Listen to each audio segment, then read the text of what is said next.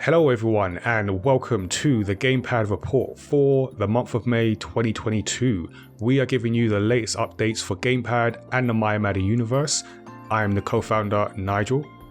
I am Tazziii, content creator and co-host. And GamePad host. It's not the podcast, it's fine. Yes, but and GamePad is our community gaming event that promotes inclusion and diversity in the video games industry. So we run online and real world events, host regular discussions with games professionals, and give young people an opportunity to gain valuable work experience.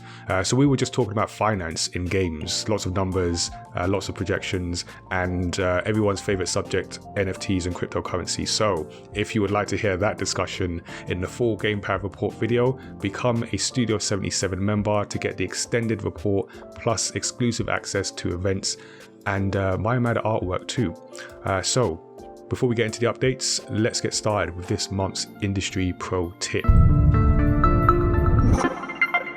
Each month, we like to highlight the advice from a creative professional that has come from a GamePad interview, a panel, or our Story X Story podcast.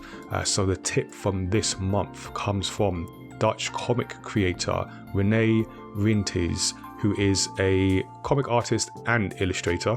And we've had multiple chats with her over the past month, because I recently had a casual conversations live stream with Renee. But this is a quote from the podcast episode 101, where Renee gave us some, as always, people give us like loads of great advice, but she gave us something about essentially confidence, which goes to that. She says, "To be honest, I always second guess things that I say or ask people, but sometimes you just have to do it. Just ask." This is something that Taz and I have spoken about, the need to ask for more things. And so when I saw this, when I heard this, I was like, yep, that is something for us, but also hopefully for people listening who, asking for things, putting yourself out in that way, it can run you into that imposter syndrome scenario. But like Renee said, particularly with her anthology and getting artists involved in it, sometimes you just ask and you get the result you want. So Tazziii, what do you think about that? I feel like I just need this as a quote, just pinned on a wall in my house somewhere. Yeah, I know, right? I feel like I need a constant reminder.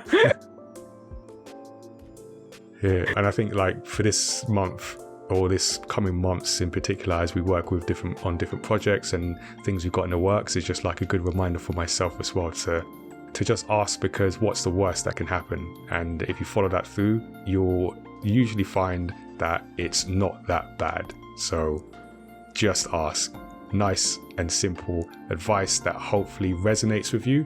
So if it did, check out the full episode and hear more about Renee's journey and some of the stuff she's got in the works now. And also check out my Casual Conversations with live stream, which is available on VOD and to Studio 77 members after it disappears off Twitch.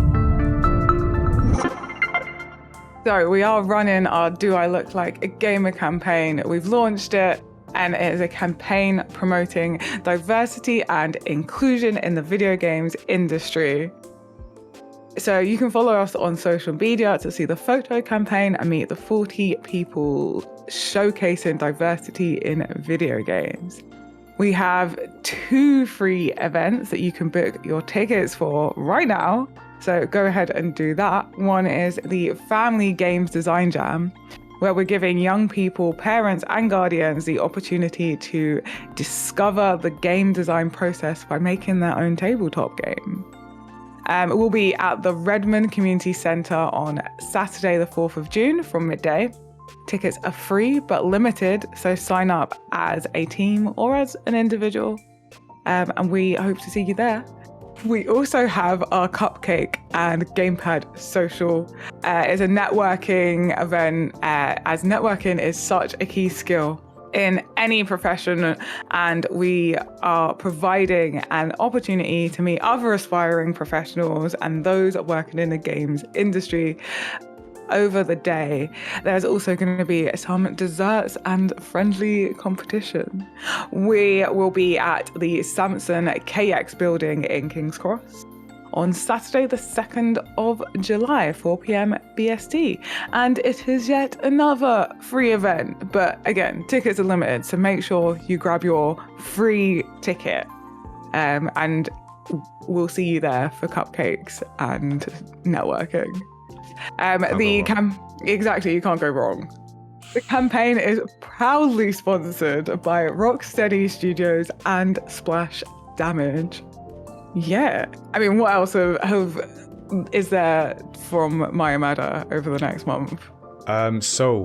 We have more campaign stuff actually. So we're going to Comic-Con, the London Comic-Con. We will be there. So we're going to be doing a panel on the live stage at the convention on Saturday, the 28th of May, from 6 p.m. or 6:15 to be precise. So Taz and I will be joined by some great guests to talk about the Do I Look Like a Gamer campaign, and also see if we can bust some myths and stereotypes about the gaming culture and industry. So I think it's our first panel at Comic-Con. I'm just realizing this now as I talk. So it's not the first panel I've been on, but it's the first mayamada panel at Comic-Con. So that's pretty cool, actually. So yeah, come down if you're there.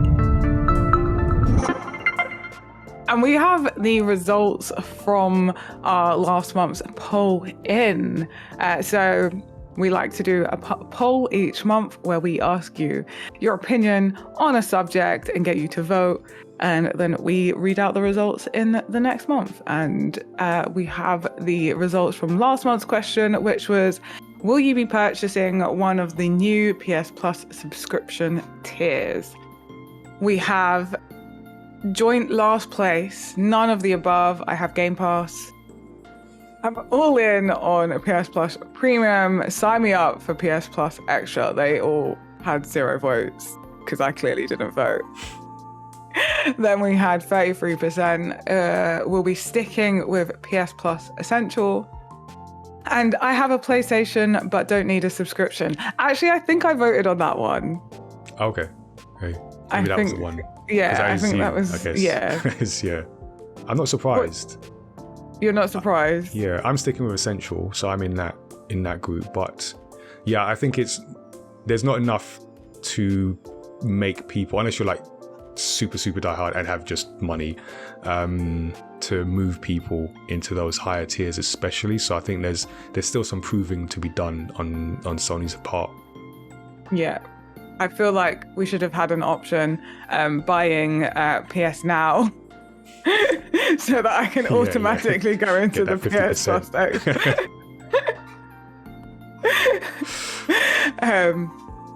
No, I'm not surprised either. There just wasn't. I mean, maybe when more news comes out about it. But you know, from what they've got so far, it's not looking great. I mean, I know I have a somewhat biased opinion, but I feel like I can be quite objective. Yeah. So yeah, that was last month's poll. This month, we are asking you, what is your preferred way to pay for video games you play? That was a bit of a... Yeah, you passed the test, though. Bit of a tongue twister. So with the major platform holders are looking to in-game advertisement for their free-to-play titles, there are more ways to pay for games than ever before. We want to know how you prefer to pay for your favorite games. So our options are a single payment model to own the game physically or virtually. We don't discriminate against either. A monthly subscription model for access to all the games, or a free-to-play model supported by advertising or microtransaction. So the voting is now live, and the results will be announced in our June GamePad Report video. Nigel, where are you sitting on the decision? You know what, I feel like I'm quite old school, and I like the let me buy the game and I own it and I can just play it. So I like that. But that's not to say I feel I'm being brought in to the monthly subscription. Although I guess technically I'm literally being brought in by PlayStation Central, so there's that. And I'm resistant to the advertising and microtransactions. I don't like the idea of in-game advertising, and I don't like the idea of constantly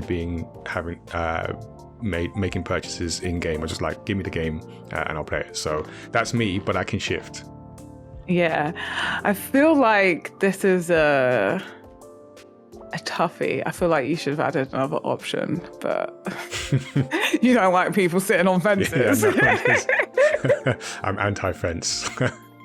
So I think my top thing is subscription model, because I really enjoy having Game Pass. The only problem is like too many subscriptions can get What's the limit? a bit too much. Yeah. If everyone's got a subscription? I feel like having a subscription on one, like I have, is great. So having Xbox Game Pass, because that's my preferred place to play anyway.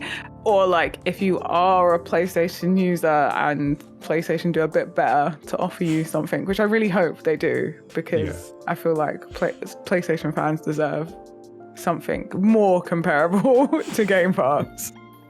It's a great way to like not only, like for me, I found it a great way to discover new games that I wouldn't if I was to buy them. That's a very good point. I've experienced that with music subscriptions, so I get that. Yeah, and then like end up wanting to buy more games because I get a chance to play them. And also like playing with friends is a big thing. I often ended up buying games to play with friends, but then my friends moving on because by the time I could afford to buy them, the next game, everyone was over it because the next big thing came out. Yeah, and then like I'm not the biggest fan of free-to-play models because just feel left out with microtransactions, and they're often based on seasons, and I can never keep up because you know I might have like at the moment where I've just had like a solid month of work and literally haven't had a moment to myself, and then like you're just left behind. If you can't drop those microtransactions, you know you feel like the poor kid in school that like didn't have the designer trainers. Do you know what I mean? And like no one likes to be advertised to. No. So or at least the idea of being as a whole, yeah. I think by and large we obviously are, so we live with it. But yeah, the idea of it is something else. No, I think we don't like being constantly advertised to. Yeah. Yeah, it comes in useful when you need something. But yeah. So if I was to rank it, monthly subscription, single payment method, and then free to play last. But free to play has its place though. Everything has its place, and it is. I feel it's inevitable, but that's where we are. So and I really hope we always keep like a nice mix of all three of these things. I hope it never like slides to one like predominantly one side. Even like the single payment model, I don't want it to be all in there either because of the things I said earlier. It does open up games to be more accessible for everyone. So I think that's ultimately what we want. So I guess there you go. Let us know what you think. That does it for this month's GamePad Report. So remember, you can join our Discord and follow us on Twitch to be part of the growing GamePad community and be in with our live stream events and panels and interviews. So we're working on informing and demystifying the industry and culture through our events and discussions as we work to make it more exclusive, more inclusive and accessible, as Tazziii mentioned. And subscribe to us here on YouTube so you don't miss another GamePad Report video. You can also join our live report recordings when we do those on Twitch, so make sure you follow us there. And lastly, check out the Story X Story podcast, where Tazziii and I have more creator interviews and video game discussions and deep dives into stories across pop culture. That is all from us. We will see you again next month. Hey there, I'm Nigel from mayamada. Thanks for watching our video. Don't forget to subscribe and check out the other great videos we have on the channel. You can also join the GamePad Discord and check out the next event at gamepad.events. We'll see you soon.